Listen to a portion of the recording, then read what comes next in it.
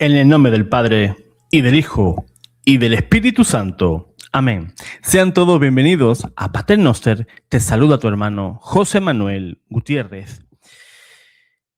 Dale like a este video, compártelo y si eres nuevo, suscríbete. Esa es una buena manera de poder apoyar el canal.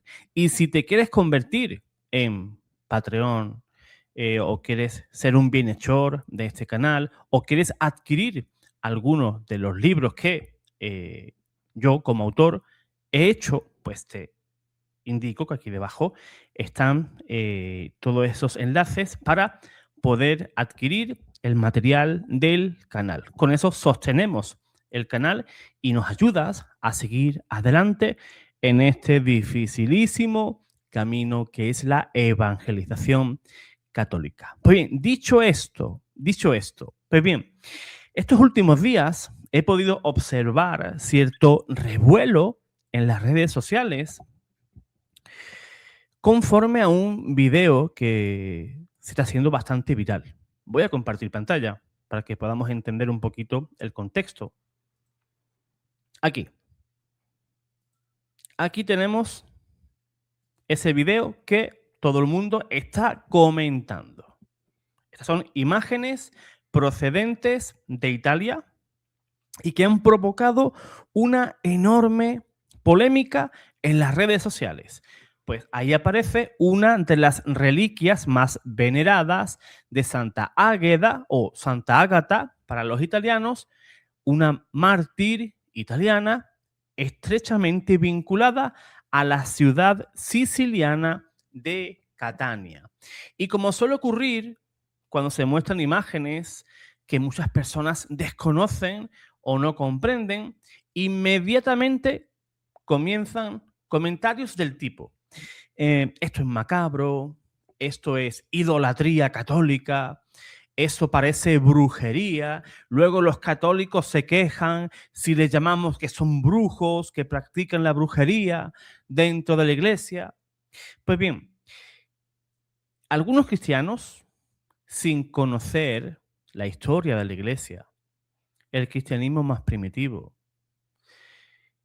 y desconociendo esa historia de la iglesia y desconociendo la teología católica acerca de las reliquias, han utilizado estas imágenes para acusarnos a nosotros, los católicos, de realizar prácticas paganas. Pero antes de pronunciar palabras tan graves, convendría conocer qué estamos viendo. ¿Quién fue Santa Águeda? ¿Y por qué aquellos restos se encuentran allí? Porque no estamos ante un descubrimiento de un extraño ritual clandestino, no. Tampoco estamos hablando de una práctica esotérica.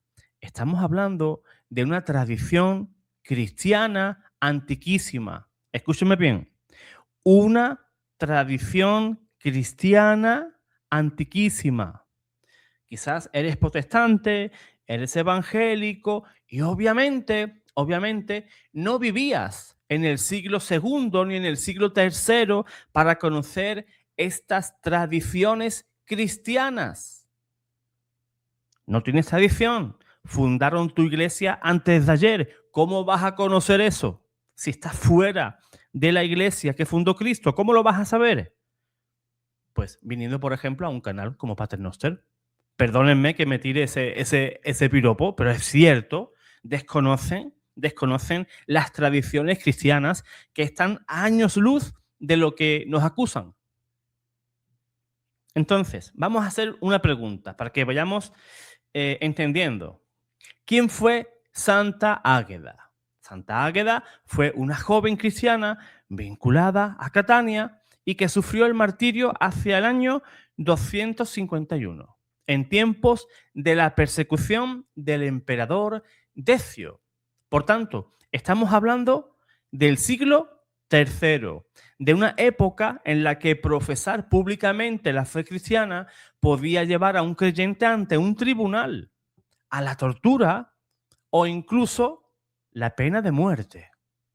Según la antigua tradición cristiana, Águeda se negó a renunciar a Cristo y a someter su conciencia a las exigencias paganas de su tiempo. Fíjate, esa práctica que dicen que es pagana es una celebración de la fe de nuestra mártir, de Santa Águeda, que no quiso paganizarse, no quiso convertirse al paganismo y que se negó a renunciar a su fe en Cristo. Y aquella fidelidad la pagó con su propio cuerpo. Fue encarcelada, fue brutalmente torturada y murió a consecuencia de aquellos sufrimientos. Por eso, para los cristianos de Catania, en Italia, Santa Águeda no es simplemente una figura histórica, es una mártir. Mártir viene de esa misma palabra en griego que significa testigo. Testigo. Una mujer cuyo propio cuerpo quedó marcado por haber permanecido fiel a Cristo hasta las últimas consecuencias. Ahora yo te pregunto a ti, que estás criticando estos videos, esa ceremonia, esa tradición cristiana, ¿tú serías tan valiente para dar tu fe en Cristo y dar tu vida por Él? Lo dudo. Es más fácil comentar en las redes sociales, en el Instagram, en el Facebook. Ahí es mucho más sencillo, ¿verdad? Bajo el desconocimiento, comenzar a escribir, pues eso es brujería, eso es paganismo, eso es hechicería. Eso sí lo sabéis hacer muy bien.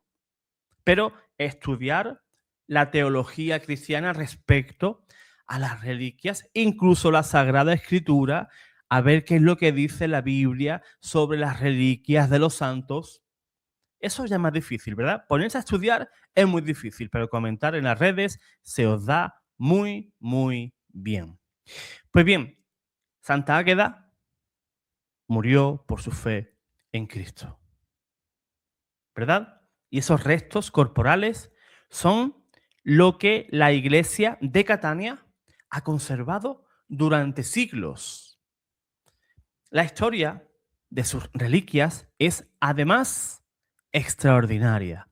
Parte de ellas fueron llevadas durante la Edad Media hasta Constantinopla, la actual Estambul, en Turquía, pero en el año 1126 regresaron a esta ciudad italiana, a Catania. Y precisamente en este año, en el año 2026, se conmemora el 9º centenario de ese regreso a Italia. 900 años que estuvieron ausentes. Por eso se ha celebrado actos extraordinarios relacionados con las reliquias de la santa. La cabeza y parte del cuerpo de Santa Águeda se conservan desde el siglo XIV dentro de un magnífico busto relicario. No es una estatua, es un relicario, es un busto, obviamente, pero es un relicario. Habéis visto que ese cráneo se introduce en lo que es ese relicario, que es la cabeza, ¿no? Abren esa partecita de la cabeza y meten su cráneo. Y eso está en la actualidad custodiado en Catania, Italia. Externamente contemplamos una imagen ricamente ornamentada de la santa. ¿Ve? Aquí vemos esta imagen y arriba, obviamente, en lo que es la parte de esta imagen, pues se abre y ahí han metido el cráneo de la santa. Pues bien, ese busto que estamos viendo cumple esa función, que es custodiar sus reliquias. Por eso, cuando ahora vemos imágenes de esos restos circulando masivamente por Internet, debemos comprender que no estamos presenciando algo inventado recientemente para producir impacto. No, no, no. Estamos contemplando una tradición durante siglos, vinculada durante siglos a la memoria de esta mártir cristiana. Es verdad que para nuestra sensibilidad moderna, contemplar directamente restos humanos puede resultar impresionante. Pero eso es bajo nuestra mentalidad moderna. En los primeros siglos no era así. Se veía completamente diferente. Todo el mundo quería tocar esa reliquia. Todo el mundo quería verla. Hoy no. Hoy vemos un cráneo de una santa y parece que estamos viendo una película de terror. Pero eso es bajo tu ignorancia y bajo tu percepción moderna de lo que es, pues, ese cráneo, ¿verdad? Y yo por ahí lo entiendo, es comprensible. Vivimos en una sociedad que ha alejado cada vez más la muerte de nuestra vida cotidiana y queremos que ese cráneo esté lejos de nuestra vista, ¿verdad? Igual que los cementerios. ¿Dónde están los cementerios actualmente? En la mayoría de las ciudades que han hecho, a las afueras de la ciudad. No queremos tener ningún contacto ni ningún vínculo con un cementerio, pero la muerte es lo único que tú y yo tenemos seguro. Y un día estaremos ahí. Re- mm, reposarán nuestros restos en ese cementerio. Pero fíjate, esta sociedad que intenta alejar la muerte, porque el ser humano teme de manera natural la muerte, el final. Y la muerte tenemos que saber que es algo que pasa todos los días. Hoy le tocó a alguien, no sabemos a quién. Mañana me puede tocar a mí. Y tenemos miedo de eso. Pero los primeros cristianos tenían una percepción muy diferente a la tuya y a la mía. En la antigüedad enterraban cuidadosamente a sus mártires, visitaban sus sepulcros, conservaban sus restos, celebraban anualmente la memoria de su martirio. Es más, cuidaban esos restos como si fuera un tesoro. ¿Por qué? Porque aquellos cuerpos habían sufrido precisamente por confesar su fe en Jesucristo. La palabra mártir, como dije antes, procede del griego martis, que significa testigo. Y aquellos cuerpos eran el testimonio visible de hombres y mujeres que habían preferido perderlo todo antes de negar a Cristo. Fíjate que en el siglo III y en el siglo I y en el segundo, ¿no? Y en los siglos posteriores, la gente prefería morir antes que abandonar su fe en Cristo. Preferían morir. Hay una frase que se daba mucho durante la persecución otomana en Europa Oriental y decían frente a su verdugo: te entrego mi cabeza, pero no te doy mi fe.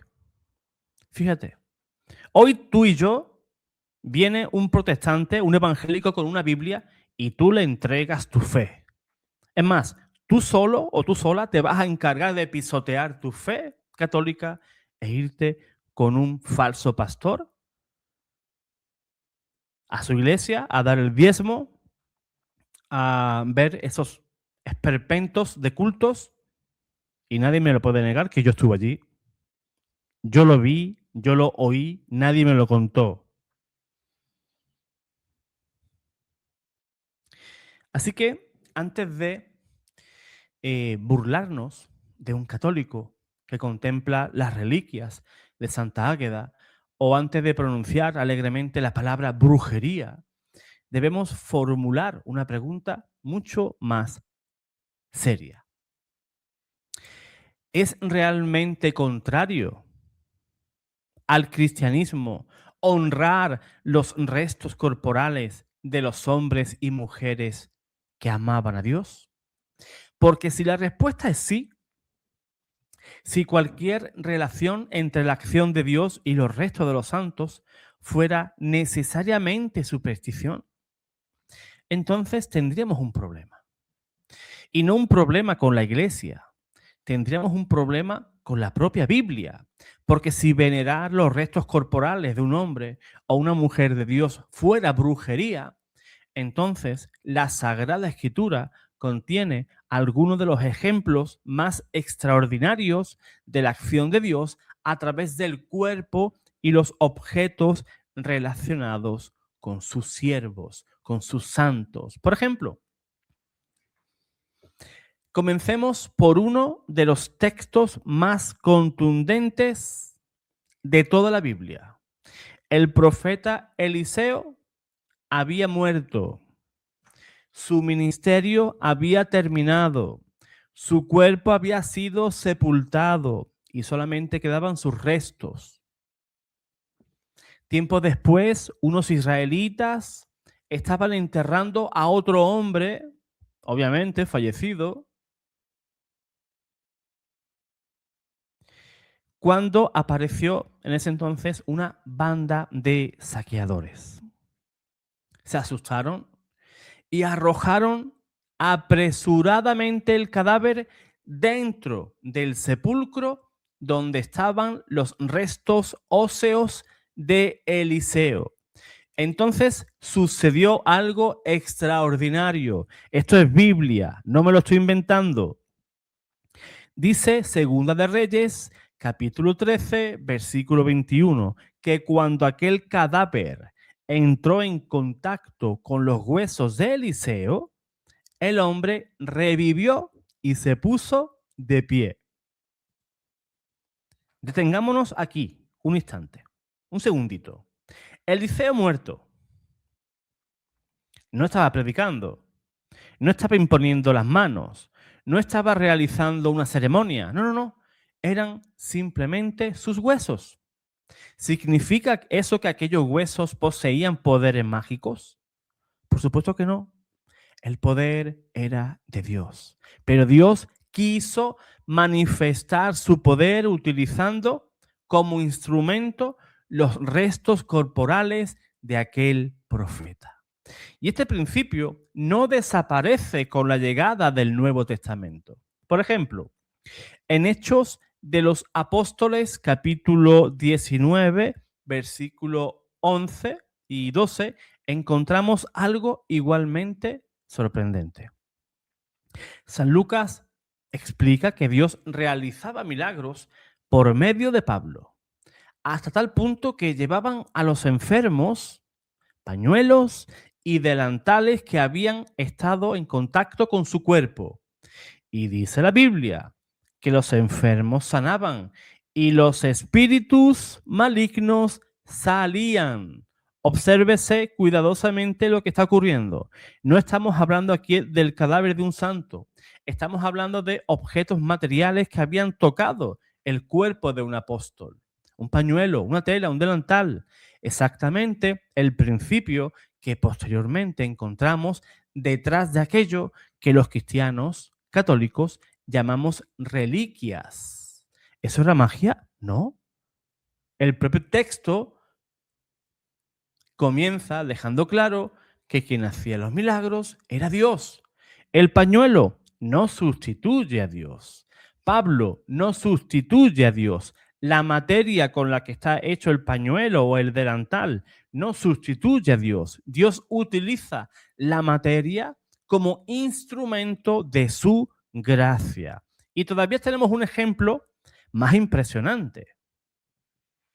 En Hechos capítulo 5, versículo 15, la fama de los prodigios realizados por medio de los apóstoles era tan grande que sacaban a los enfermos a las calles esperando que cuando Pedro pasara, al menos su sombra los cubriera. Y con la sombra de Pedro, como dice la canción, los enfermos se sanaban.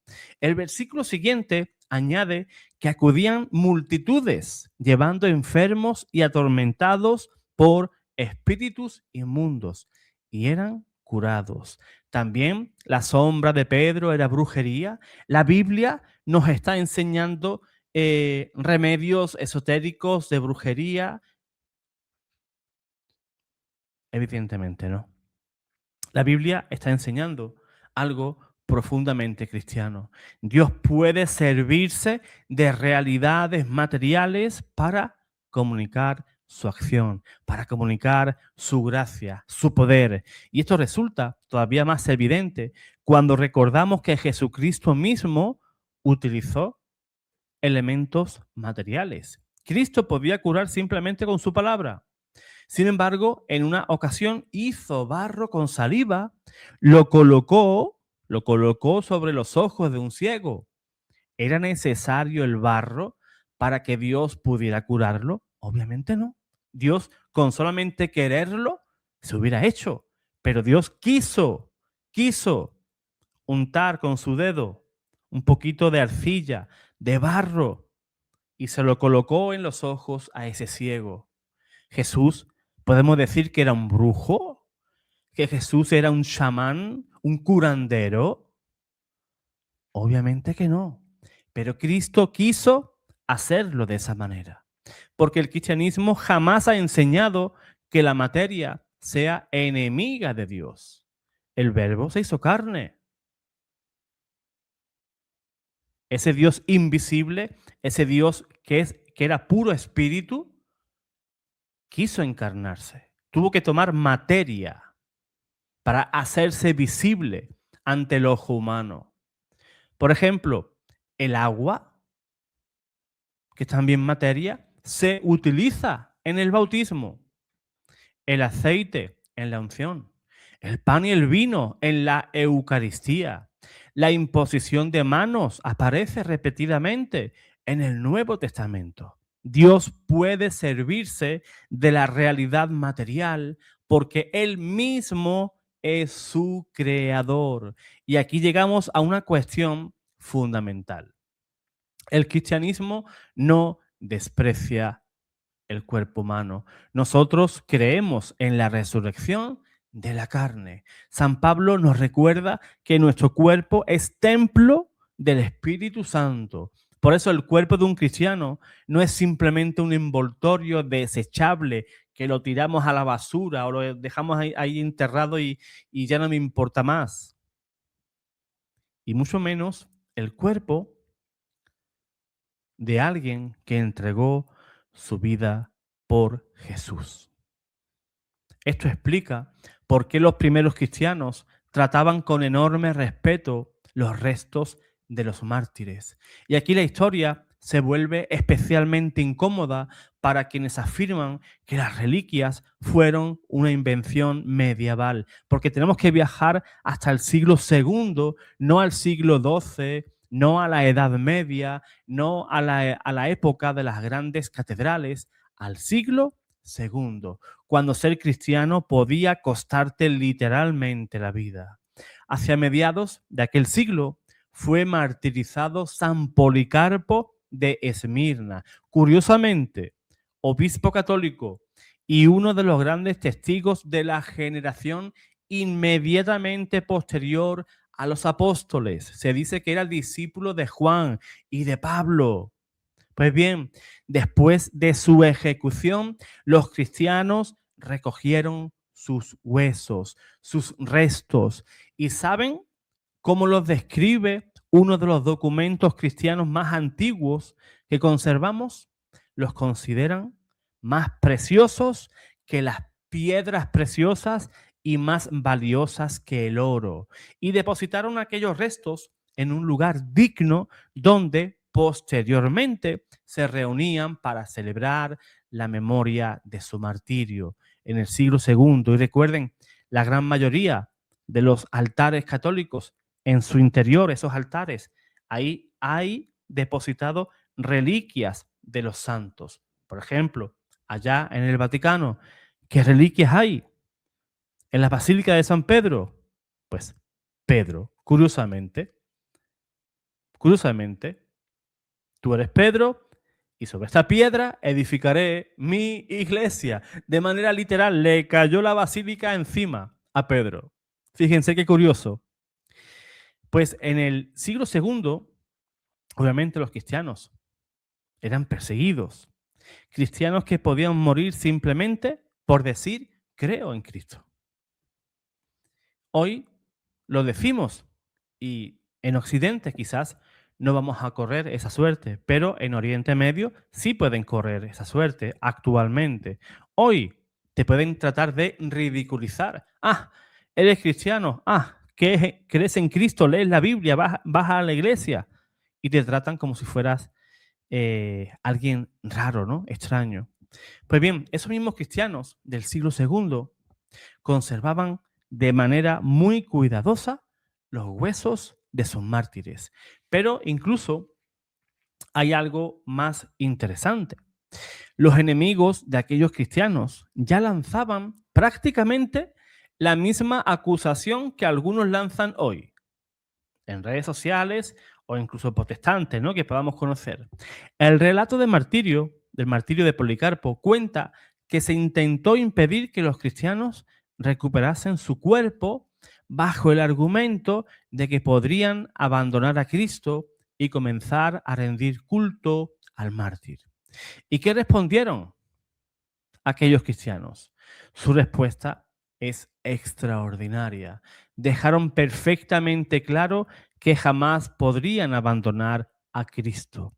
A Cristo lo adoraban como Hijo de Dios. A los mártires los amaban y honraban como discípulos, ejemplos e imitadores del Señor. Y eso en el siglo segundo. La distinción estaba allí. Adoración solo a Dios. Honor y veneración y respeto a los mártires. Por eso decir que los católicos adoramos huesos no solamente representa incorrectamente la doctrina católica, la están caricaturizando, están haciendo ahí un muñequito de paja. Esas personas ignoran lo que los propios cristianos de los primeros siglos explicaban sobre su práctica. Y si continuáramos nuestro recorrido por el cristianismo antiguo, encontramos más testimonios. Pensemos, por ejemplo, en San Ignacio de Antioquía, uno de los grandes obispos del cristianismo primitivo. San Ignacio fue llevado prisionero hasta Roma y murió devorado por las fieras. Pues bien, un antiguo relato de su martirio describe cómo los restos que pudieron recuperarse fueron llevados a Antioquía y conservados cuidadosamente, comparándolos con un tesoro de extraordinario valor. Y aquí probablemente se encuentra el recuerdo que muchas personas atribuyen erróneamente a Tertuliano. No se trataba de considerar aquellos huesos mágicos. Se trataba de conservar el testimonio corporal de un hombre que había entregado literalmente su vida por nuestro Señor Jesucristo. También encontramos a Tertuliano, uno de los autores cristianos más importantes de finales del siglo segundo y comienzos del tercero. Tertuliano nos informa de que los cristianos conmemoraban anualmente a sus difuntos y celebraban los aniversarios de los mártires y ya celebraban la Eucaristía en memoria de estos. Es decir, mucho antes de que existiera una Europa cristiana, la memoria litúrgica de quienes habían muerto en Cristo ya formaba parte de la vida de las comunidades cristianas. Pero avancemos un poquito más.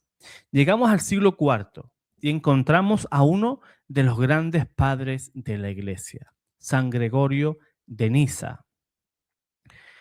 Al hablar de las reliquias del mártir San Teodoro, Gregorio describe cómo los cristianos acudían a su sepulcro y consideraban el contacto con aquel lugar como una bendición. Cuenta incluso que quienes podían llevarse algo del polvo próximo al sepulcro lo recibían como algo precioso. Fíjense, yo por ejemplo, como reliquia, pues me trajeron hace cuestión ya de 2 años o así, me trajeron una reliquia, creo que era de segundo grado o de tercero, un trocito de tela que estuvo en contacto con el féretro de Santa Faustina Kowalska. Y la llevo siempre conmigo, porque yo respeto a esa santa. Es para mí un ejemplo. No porque tenga poderes mágicos, sino como un ejemplo de la vida cristiana. ¿Verdad? Pues antes de terminar, pues quisiera comentar lo que dijo, por ejemplo, el el cuarto concilio de Letrán, allá en el año 1215. Esto es magisterio puro y duro, donde la Iglesia estableció medidas precisamente para evitar que los fieles fueran engañados mediante falsas reliquias o historias fraudulentas. Esto es importantísimo para esta discusión que estamos manteniendo ahora, ¿no? Sobre si es brujería o no es brujería. Porque una cosa es la doctrina católica acerca de las reliquias y otra, muy diferente, cualquier posible abuso cometido alrededor de estas. Y la Iglesia siempre ha reconocido esa diferencia. Llegamos posteriormente al Concilio de Trento en el siglo XVI, frente a las críticas surgidas, curiosamente, durante la Reforma Protestante. Trento reafirmó explícitamente la veneración legítima de las reliquias. ¿Y cuál era uno de sus argumentos? Que los cuerpos de los santos fueron miembros vivos de Cristo y templos del Espíritu Santo y que están destinados ¿a qué? A resucitar gloriosamente. Escuchen bien lo que dice este razonamiento. No dice, veneramos estos cuerpos porque contienen energía o poderes. No dice, veneramos estos huesos porque tienen poderes mágicos y vamos a hacer brujería. No, no. Dicen que veneramos estos restos o estos huesos porque fueron miembros de Cristo. Fueron templos del Espíritu Santo. Y que ese mismo hueso, ese mismo cuerpo, esas mismas reliquias, al final, en la gloriosa venida de nuestro Señor, en la parucía, resucitarán. Eso es teología cristiana. Eso no es ocultismo, pero Trento añadió algo que muchas personas desconocen. El mismo concilio que defendió la veneración de las reliquias ordenó también que se eliminara toda superstición relacionada con ellas. Es decir, la Iglesia distingue perfectamente entre lo que es veneración y superstición. Si alguien piensa que una reliquia funciona como un amuleto, ¿qué dice la Iglesia? Pues que está equivocado. Si alguien piensa que un hueso posee automáticamente poderes mágicos, la Iglesia te dice que estás equivocado. Si alguien pretende comerciar fraudulentamente con reliquias, la Iglesia lo condena. Si alguien inventa milagros, la Iglesia exige discernimiento. Por tanto, resulta completamente absurdo decir que las reliquias cristianas son brujería, que son paganismo puro. Eso es tener un desconocimiento completo de la tradición cristiana y de la teología en cuanto a las reliquias. Porque la propia Iglesia, que venera las reliquias, condena atribuirles poderes mágicos o supersticiosos. Ahí está la diferencia fundamental. Dios puede manifestarse por medio de una reliquia, de un resto óseo, sí, y lo hemos dicho, aparece en la Sagrada Escritura. Nadie me puede negar eso. Eso aparece en la Sagrada Escritura. Dios puede manifestarse como quiera, como le dé la gana. Él es Dios.